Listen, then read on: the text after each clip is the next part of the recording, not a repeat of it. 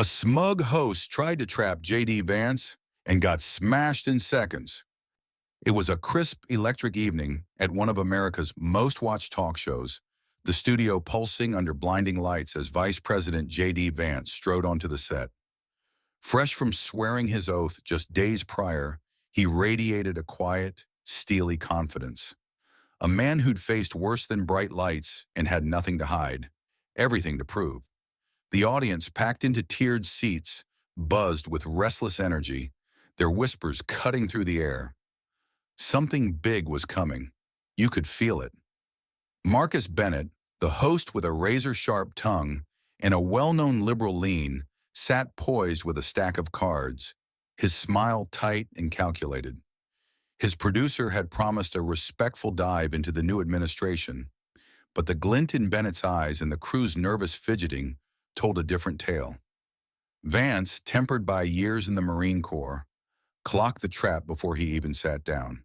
He'd learned to read rooms like this, hostile, coiled, ready to strike, and this one screamed ambush. Bennett opened with a syrupy drawl, his tone laced with a hidden edge. "Mr. Vice President, let's dig into your journey, from Trump critic to his loyal number two. Quite the transformation, wouldn't you say?" Vance settled into his chair, meeting Bennett's gaze with calm clarity. "Marcus, that's a fine place to start. It's about growth, something America's built on. I saw Trump through a narrow lens once, back when I didn't know better. But then I watched his policies lift the very people I wrote about, forgotten corners, hard-working families clawing to get by." The audience tilted forward, intrigued. This wasn't the defensive dodge Bennett had primed his audience for. He shifted in his seat, his smirk twitching. "Growth? Some might call it political flip-flopping for a cushy gig." Vance's eyes didn't waver. "In this country, we're free to rethink things when the facts shift. Takes guts to admit you misjudged. Ever tried it, Marcus? Or is that too hard to swallow on air?" A ripple of chuckles spread through the crowd. Bennett's pause stretched a hair too long. He shuffled his notes, flustered. "We're here to unpack your shifts, not mine." Bennett regrouped, homing in on Vance's recent National Prayer Breakfast speech. "You talked about divine guidance steering government. Dangerous territory, mixing faith and state, don't you think?" The room hushed.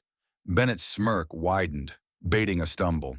Vance leaned forward slightly, voice steady and weighted with conviction. "I said our founders' new leadership demands a moral anchor, not tyranny. When I took my oath, my hand was on a Bible, same as leaders for centuries. It's not about forcing a religion. It's about rights coming from something higher than a government memo." A few amens broke out, scattered heads nodding in agreement. Bennett pushed back, voice rising. "But in today's diverse society—" Vance raised a hand, polite but firm. "Let me finish, Marcus. In the Marines, we prayed before missions. Chaplain right there, no complaints. Even the doubters got it. Faith's bigger than politics." Bennett's jaw clenched. He pivoted fast. "You called Trump God's instrument for America. Pretty extreme, no?" Vance stayed cool, unflappable. "What's extreme is the press losing sleep over a leader praying instead of policies that actually help families. Trump's results? Look at our town since inauguration. Jobs ticking up, hope creeping back. That's what I'm talking about." The studio fell quiet, Bennett's usual rapid interruptions stalling against Vance's measured pace. He tried a new tack, sarcasm oozing. "From humble roots to this shiny stage. Forgotten where you came from yet?" Vance's eyes sparked with a faint, knowing smile.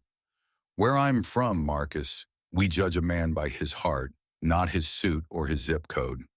My Ohio grandma drilled values into me that DC's glare can't touch." Bennett scoffed, louder now. "Values? You trashed Trump once? Now you're his puppet?" Gasps echoed off the walls. Vance's voice held firm, slicing through. "That word's your reflection, not mine. Loyalty to someone I respect, learn that in combat, trumps your spin. I've seen Trump's real grit, not your paper-thin cartoon. Applause surged, swallowing Bennett's next jab.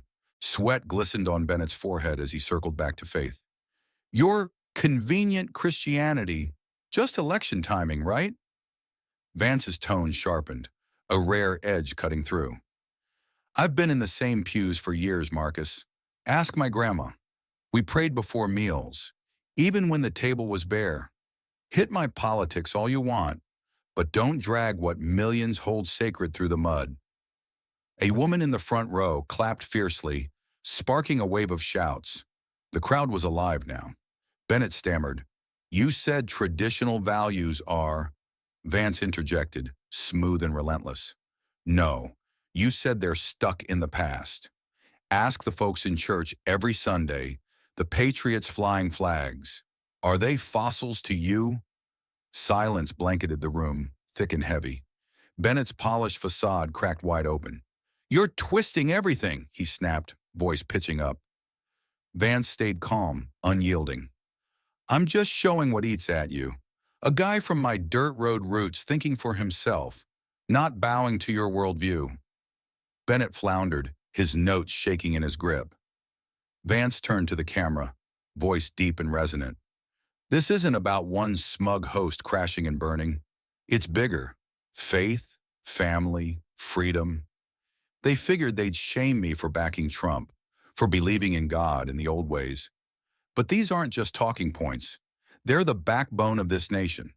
To every American mocked for their creed, their roots, their flag, stand tall.